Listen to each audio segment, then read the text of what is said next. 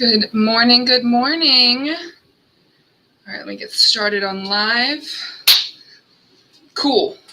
We're good. So, welcome back to Fridays. How to Align with Transformation.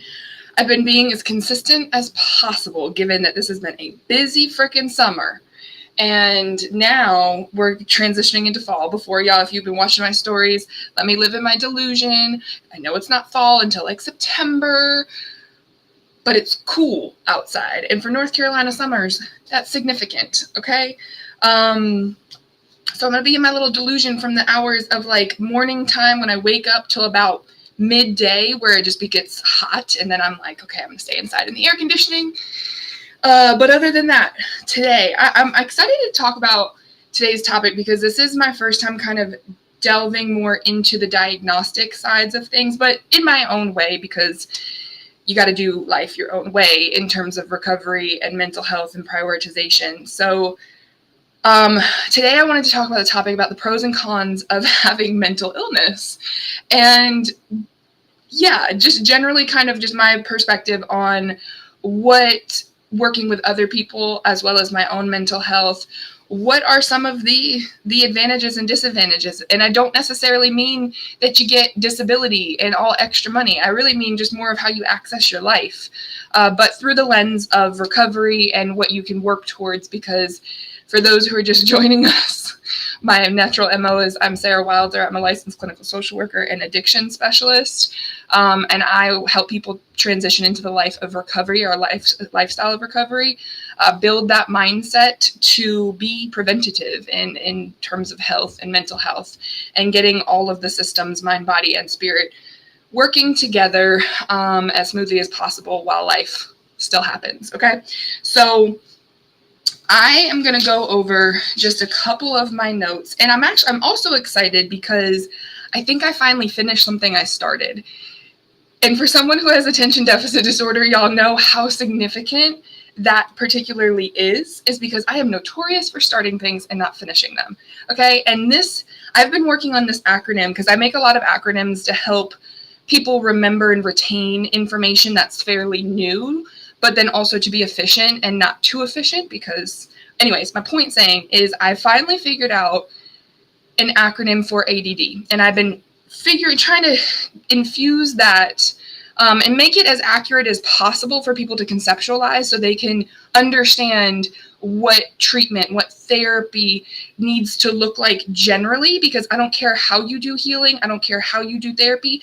I just think it's very important to understand that there's a whole other side after being diagnosed with a mental health disorder or a diagnosis, that there is, it's like case management, treatment planning, actual interventions, and then just generally how you get to choose to live and create your own life moving forward. Okay, so let's get into it because that's not the stereotypical thing for a podcaster to say.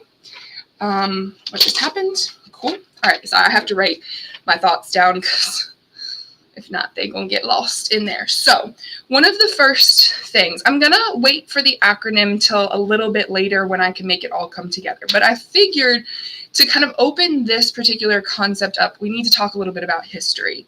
Okay, so how did we get here? Attention deficit disorder. I was looking for my DSM all week and I still cannot seem to find it. So I can't necessarily read you the specific criteria, but I think we all know that there is ultimately inability to focus, sometimes co-occurring anxiety, depression. We have general overwhelm, or for the lack of clinical diagnostic terms, analysis paralysis, in terms of being very ruminative and hyper-focused and thinking versus being able to actually activate doing. And so all those symptoms, that's ultimately what a clinician, and you're going for a diagnosis, they're looking to kind of check off to be like, hey, this person's struggling with attention deficit disorder. But what is causing those things? And I think the two things that are technically more talked about and then more researched as well, I'm going to start with the one that actually has the least amount of, it has a lot of research, but the least amount of weight in terms of what you can do in therapy, and that's genetics. So there are genetic linkages to attention deficit disorder. You're going to see it in family histories. Cool, it's genetics. If you've listened to my other talks before, we start to introduce the idea of epigenetics. So the ability for a genetic material to change to cause problems, it can also change and you can heal it to provide solutions. So epigenetics is a concept where your genetic makeup can ultimately be reformatted. This is going to be lack for a better terms because I'm not technically in neuroscience. I'm just a neuroscience geek, where the concept, and then I just try to translate it for y'all to understand and conceptualize for your life. That epigenetics gives you the ability, the brain, the ability to be able to heal itself, create new neural pathways, and ultimately reformat genetic makeup. And that is ultimately what brings and supports the concept of intergenerational healing. Okay, we can stop the cycles. We can stop the patterns. Okay, this goes for not just attention deficit disorder. This goes for addiction. This goes for inflammatory, like physical medical diagnoses, so autoimmune disorders. So yes, will you likely be in increased risk genetically? For sure. Just so cancer runs in my family. I hope I don't have it, but if I do not understand the patterns in which I'm influenced by genetically as well as the other ones externally and environmentally, then my risk is not only just reinforced from genetics, it's reinforced from the environment which I'm living in. And that is not only my mindset, but my just general overall sense of being. So when we're looking at genetics, it naturally has to expand into, well, what reinforces genetics? What influences genetic material being an issue? And your environment, and that is a very expansive term, very general term for what I'm about to unpack for y'all, but your environment is more influential a lot of the times than your genetics, because that's what reinforces genetics. So if you are someone who spends a lot of time with your family, you are someone whose primary support group is your family, you're going to have more of this exposure to genetic factors being reinforced by your environment. It is down to the way that you guys talk to each other, the way you respond to each other, the general culture of family, the cultural belief systems within that family system.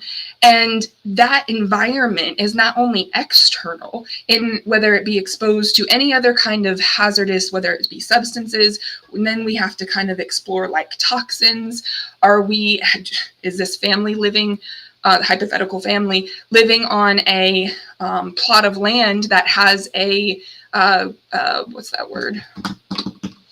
contaminated water source? Are there certain particles and elements that are getting into literally these people's bodies that influence not only genetics, but they also are now reinforced by the environment of just the family system, as well as if you're literally just still drinking the water? Then there's the metaphorical term of, are you still drinking the water? For the general public, we talk it, are you drinking the Kool-Aid? If you're drinking your family's Kool-Aid when it comes to general practices and way of living, philosophies, belief systems, you're going to be more at risk to inheriting these particular genetic influences. Okay, think I've pounded that nail a little bit. So I'm going to move on to the second part, and that's the environment. And not only so external environment, but the internal environment. Your thought patterns. Do you understand as a human being what the human experience is? What are your belief systems, whether that be a religious belief system or whether that be just a belief about how you have to work for a certain amount of money or a certain lifestyle? Is that something that you are truly able to really identify as yours, or is it something that you're just naturally inheriting? So when we look at therapy and we talk about therapy, we do a lot. We take a look at like, okay, what is generally like on your mind? And I do it a little bit differently, probably a little bit more chaotically in some regard, is I don't necessarily start with one set thing. I have my treatment plans look like we're going to talk about and go through certain questions and exploration of thoughts, and it's going to hopefully, and then I also balance skills in that, because if a person comes to me with attention deficit disorder and they're feeling all of the frustration and the defeat from their own brain, yes, I would like to give them some relief. Because I do not prescribe medication, I do believe in medication therapy, but I also believe that it should be something used in conjunction with either regular talk therapy or other types of therapy for you to slowly taper off over time. Because then my little addictions professional hat kind of kicks in, is because then dependency starts to happen. And dependency is not a willpower characteristic trait. It is a conditioned response to the brain, for the brain to respond to. If it has a support, so if you went to the gym this morning, right? So if I had a spotter, every single time, would I be as likely to go to the gym by myself? Probably not. Can't prove it because I go to the gym by myself. But what I can prove is that when I'm there by myself and then I ask one of my gym buddies to be like, hey, can you spot me? For some reason, I just have this unbeknownst amount of strength to pound out some more reps. Okay, that is a in context form of dependency, is that as soon as we have a perceived support, our brain is like, oh, good, do it. The problem is that provides relief, but if we're not actually working proactively to when that relief is not going to work anymore, and this is what we call tolerance, even from a behavioral standpoint, but then also from a medication standpoint, and why you will likely have to go up when you're taking a medication, you're increasing your dose over time, is because your body becomes tolerant to something independent on that particular process that the medication is handling to regulate your systems. So for general like psychotropic medications, your SSRIs, your MAOI inhibitors, your benzos, all that, you are basically creating your, so it's a little bit of your immune system, but then also your neural pathways to essentially lose their training over time to support the natural production of serotonin, of the natural regulation of dopamine, because you're not necessarily got on the medication. Sometimes we're not doing talk therapy. Sometimes we're not, doing the other work, because it's a lot. I will say it is a lot. I know. I hear myself. I not only watch my own recordings, but I know just how much energy I can bring. And that's a little bit intimidating sometimes. And not to the person, but like to someone on just the receiving end of trying to figure out how to just be better right now. So, okay, I got off track because attention deficit disorder. We're going to get to the pros and cons in a moment.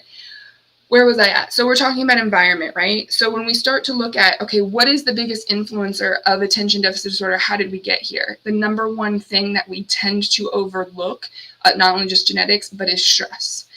Is what is stress? What does it look like? And when did it start imposing itself on the brain? And why this is important, and why we stereotypically go and talk about your family, we go and talk about your upbringing, is because there's a general pattern that most prior generations, you can't control what the stressors are. That's going to continue to this day in our new age. Like, even though we have more information about mental health, the stress in life is not a matter of what's happening outside. It's what happens inside. What are we prepared to do and how to regulate that stress? Because we're actually quite built to handle stress, but the stressors look different.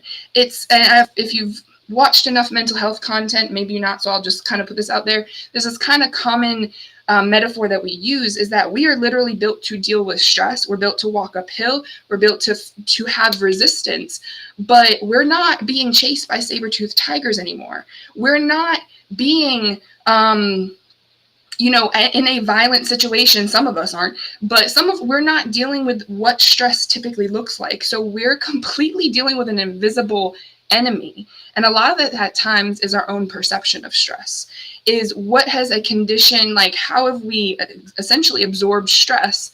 And so if I start to transition into my story as an example, is I grew up in a divorced household, and a lot of people told me, oh, you can't be stressed. You got 2 houses. Grew up in a very, prestigious part of the United States, around a lot of money, but I didn't necessarily have the same level of money that my peers had. I was going between 2 houses every week. For a 2 to 3-year-old to be exposed to that, let alone later on in life, we'll talk about that, but I'm exposed to my family my parents primarily, their relationship with stress. So if they're not necessarily a conscious participant in regulating themselves and understanding stress, they're naturally kind of displacing it onto children and whoever's in that environment. Adults, we can see that a lot better than a child can. And in childhood, ultimately, attention deficit disorder tends to come to be that pleasure-seeking or pleasing-seeking scenario, because children are absorbing stress and don't know how to cope with it. So the only way that they seek their needs getting met is through people-pleasing, parent-pleasing, just trying to do the right thing. And they just become like this Instapot that doesn't get the steam out. So ultimately what happens, not to be dramatic, but your brain kind of cooks a little bit. It does not solidify, but it solidifies its neural pathways and ultimately protects itself at that developmental stage level. Your brain does not cook, let me make sure, but I use the visual to be like, if this is a pressure pot and your body is absorbing stress, so this is where, for me, my body absorbed stress and I ate to try to control it. So my body expanded to be able to accommodate that. But your brain, your neural pathways get so ingrained in that developmental level because you're experiencing life, you're learning things. You can be hella smart, but emotionally, your developmental level is stunted just a tad bit. It's not usually too hard to recorrect, but it does require work, right? So just the same way as like if you got scoliosis, right? I don't know, I use a lot of examples, but I'm just, trying to get y'all to see the correlation between what you can't see up here, but you can see in the body, is that if you have scoliosis, which is a abnormal spine curvature, that's what I'm going for, it can be corrected. It's just we do it with surgery because that's where the body can't necessarily correct itself there. We do need external help. But if you've got scoliosis, you can correct that. Most people are at the stage, whereas if you got a mental illness, you can't correct it. And I'm like, no. We absolutely can start to work on corrective interventions. I'm not going to say that you're not going to be someone who has attention deficit disorder, but as someone who, when I first started my journey, was way more challenged by my own brain because I didn't understand what was happening, and my body had 150 pounds more on it, and I was constantly being overstimulated by my own perception of myself. Every time I looked in the mirror, I'm like, I don't like it. And so I'm dysregulating my own self at this point because of the byproduct of my body just in my brain doing what it needed to do to protect me. Okay, so that's a little bit of the history and how it presents in our life. Is that, are we controlling the outcome? Are we trying to make a white and be like, this is who I am, or are we coping? And so I help people on the coping side. Actually, I really also help people balance out the control versus coping. And control behaviors typically look like coping behaviors, but they tend to have an unsustainable factor to them because they're still, and when I point to my head, it's like the inner part, the centerpiece. So if this is my brain, this is my whole brain, we're only using this part in a control pattern. Coping patterns, we start to be able to light up the rest of the outside. So here is where my neuroscience and my addiction background comes in, and my acronym that I completed. So ADD, let me make sure. And I'm still playing with it a little bit, but I'm gonna let y'all see what you like, if you like it. ADD, addiction to, can't read my handwriting. Oh, addiction to dissociation. That was one of them. I also was playing around with addiction to denial, because this is where my substance abuse counseling and coaching has really set me up, but I have accessed a completely different side of addiction studies, and that's process addictions.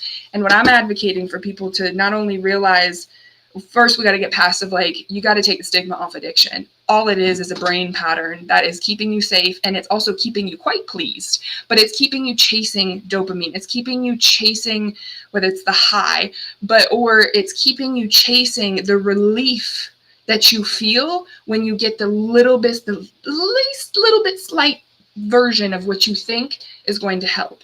And so when we're dealing with attention deficit disorder, a lot of people don't see the correlation. This is an addiction to information. This is an addiction. This is dopamine seeking. So you're essentially your pleasure center of your brain that's been activated because you've been dealing with stress, you've been dealing with pain, starts to protect you, speeds you up because you get there to the pleasure faster.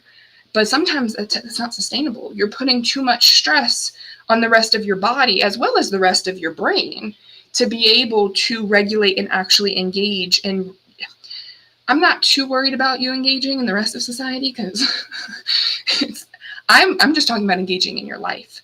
Being able to believe that you can have relationships that aren't stunted by your inability to remember things, that aren't stunted by not feeling accepted because you haven't been able to really truly accept yourself because you haven't understood what's happening particularly, and also how to make small corrections to it to reduce the harm that it's doing to you and to your belief system. Okay, so as we consider attention deficit disorder to be a process addiction, a pathway of seeking pleasure and in the pursuit of pleasure, life has to have a balance between pain and pleasure.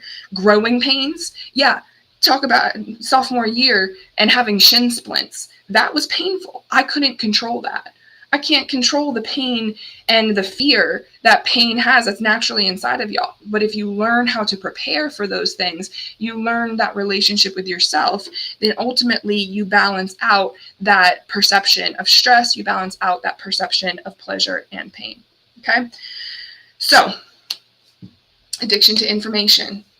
Yeah, it's invisible, but we get it all day, every day. If you've got the news on, if you got even music is information, you're giving yourself your lyrics, you're giving yourself words to process. So ultimately, this stays on all the time. So when you have used so much energy through the day, and you haven't also considered how do you maintain that energy. So this is why I focus on the relationship with food as the basis of recovery, because you learn to regulate your central nervous system as well as your brain power in pursuit of providing a secure attachment and attending to your needs.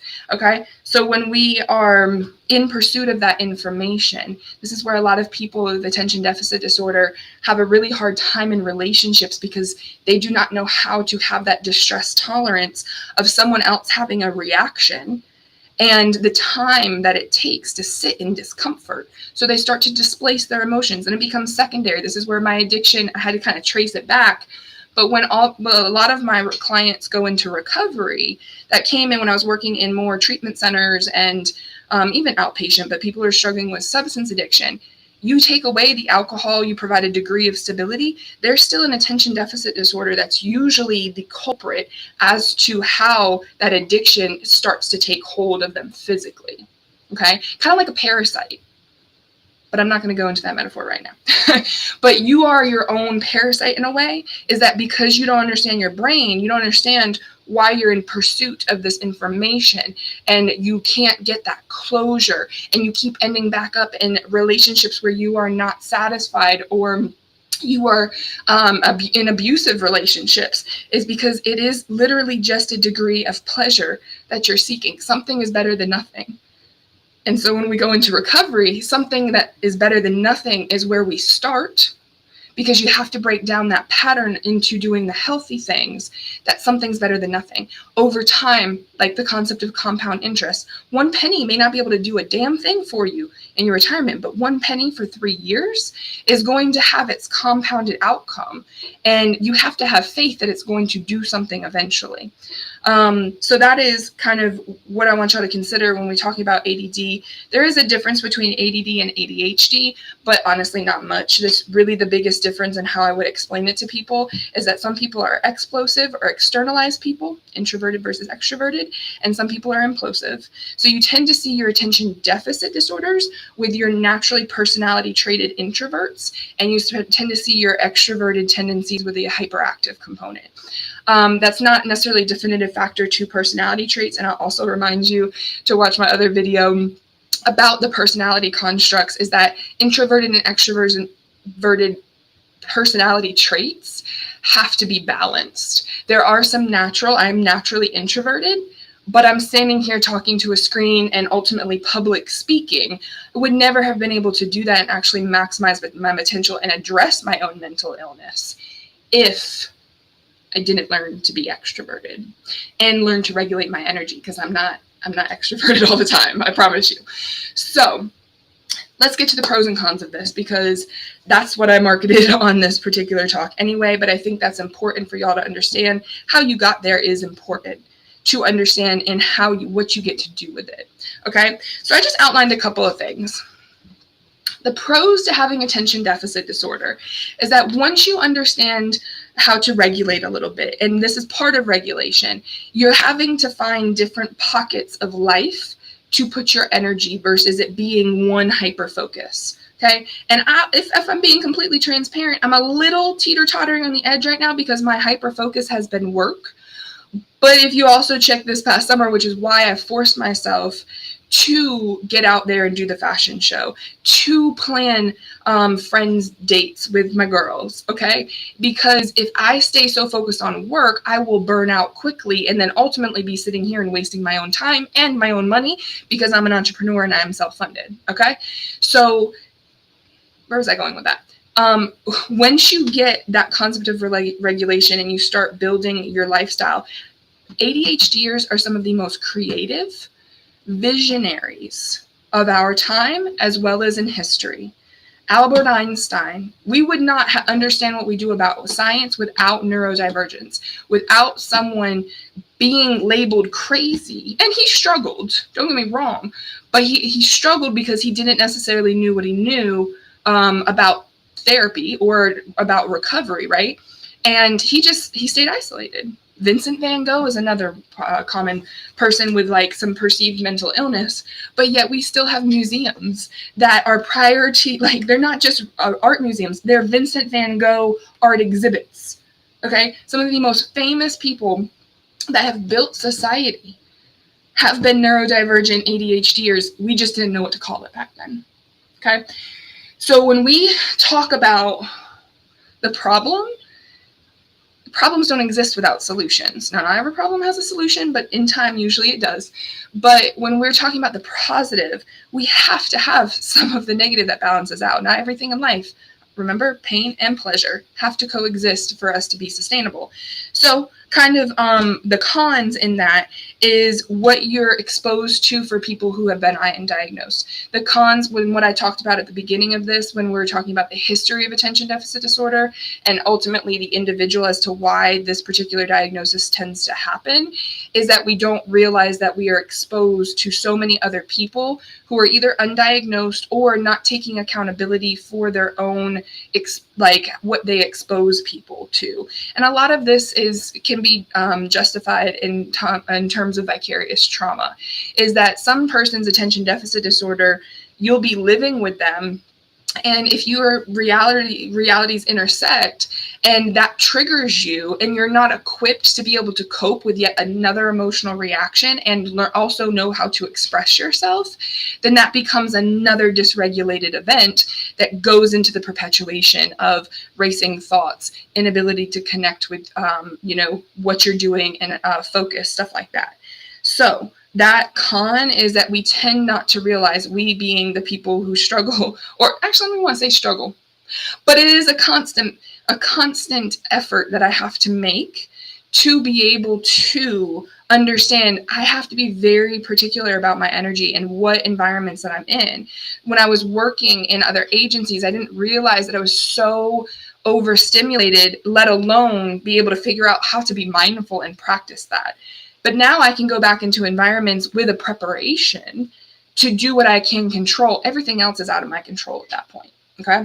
So that is kind of a con, is that we're less likely to acknowledge, because we're so stuck in the cycle of overthinking, over preparation, over preparing, same thing, that we don't actually realize what's right in front of us to be able to access and let our brains calm down. So if you want to expand more on that concept, my video of anticipation versus preparation, I think hopefully is a good way to kind of condense the concept of the difference between the two states of being.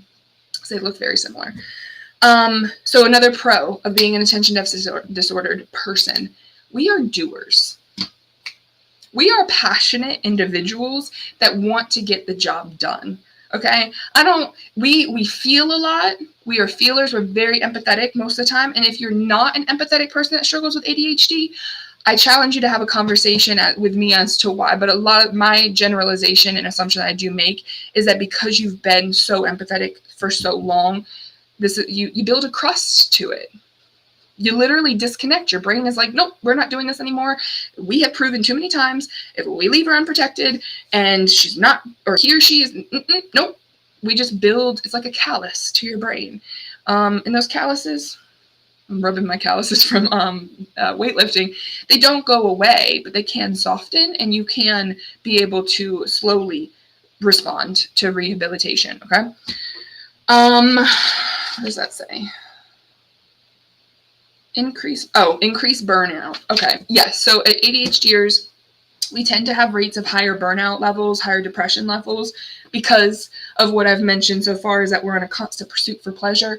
And at the end of the day, we have not regulated, and we're going to reach burnout faster. Same way as like if you drive a car at a certain speed for so long, you are going to burn the gas a lot quicker than driving slow and at a steady pace and on cruise control.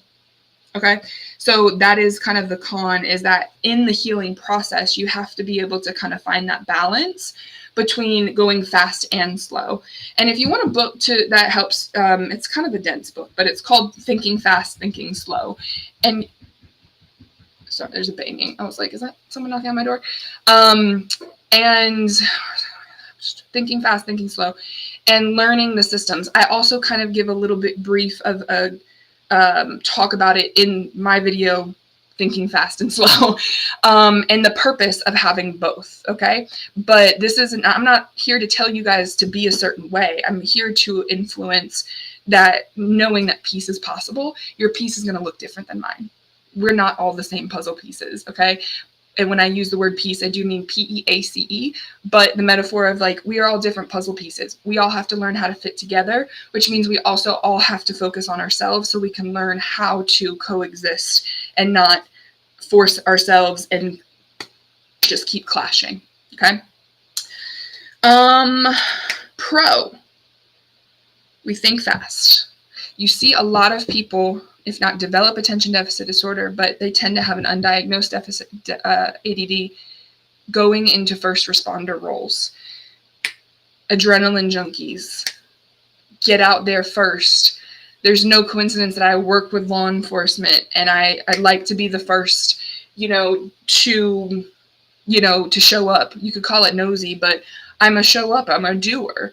You need help, support, I'd rather be present for that versus, just send you money, right? So, or, we do what we can, but we tend to be first responders for a lot of situations in our life. And I think even though that's kind of a pro and a con, but it is a pro, it's biased because this is my talk, but it is a pro because we need them.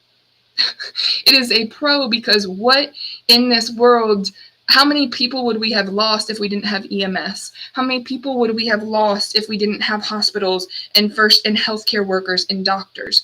The problem is that we also have to be prepared for the impact of being a first responder. What does that mean in regards to mental health and being exposed to trauma and being exposed to stress? Okay, so that is pretty much, the mission that I'm on, is to go talk with the first responders and how they take care of themselves. But it's a pro and a con, but I think it's more of a pro. Okay, so thank your first responders, thank your veterans, thank your military people, thank your law enforcement. Even if you don't agree with them, not all of them are bad, but some of them need help because they've been doing a lot to protect, and you don't see that every day. Another con, if you have attention deficit disorder, is object permanence. So that came to my head because more than likely we forget that other people live lives that they don't necessarily forget. I just had a conversation with a friend today where it's like, all I was doing was reminding them, like, hey, I'm over here, friend. I would like you to coordinate with me versus me always coordinating with you, or not always, but it's a fair exchange. But object permanence is something that I know that people struggle with when they deal with attention deficit disorder or spectrum disorders, because it is keeping you, literally, your brain is influencing your eyes and you don't see as much. Or you would see your keys where you lost them, or you would remember where they are, right? So thank your law enforcement people for doing some degree of safety. Not everyone's super shady, okay? That's another pro, but I do think attention deficit disorder people, we tend to be more emotional and more compassionate. We are the healers of the world. We've just had to figure out some things, and then we're helping people also figure it out to alleviate the things that other people can't control, that other people can't do. So attention deficit disorder, we're kind of rock stars. We're just kind of rock stars, okay? And you just got to figure out how you are your own rock star. And I posted this on a reel that on my social media, but I saw it on some Netflix show that I was watching, and it was to remember that stars are built in chaos and out of pressure, and without them, the universe would not be the same, but when they start shining, they really make a damn difference, okay? Stars. Everyone's a star, rock star, but I'm specifically talking to the people who are maybe stuck in a cycle of thinking that mental illness is not inclusive of recovery, okay? And my last point, I'm going to end it on a con, but I've kind of already talked about it, is what are ADHDers or ADDers up against? And that's just neuroscience. You're up against a very fast-paced way of thinking. You think fast, so therefore it becomes an extra responsibility to do the work. And that is a con in some regard. However, if you want that life, if you want that peace, if you want that life, did I say that twice? I don't know. If you want that, you can attain it, but you probably do need to understand how to regulate, or else you're not going to be able to sustain. You're going to have a lot more secondary diagnoses that come from not addressing the attention deficit disorder and the neuroscience behind it. And that doesn't mean that's just supplements. That means it's behavior.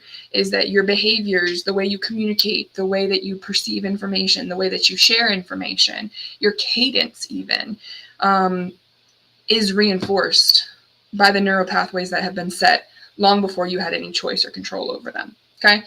So that's my last point. The pros and cons of attention deficit disorder and general mental illness. I will go maybe into other certain diagnoses at another time, but I also don't want to be sensitive to the more kind of extreme diagnoses have a lot more intersections and troubleshooting that I have to take into consideration. ADD, I know that one. Welcome to my life. It's me ultimately just trying to keep up with my own brain, and then also trying to bridge gaps in relationships to help people understand me, but as well as me understand them, and not be, I sure as hell can, my mother's called me a bulldozer before.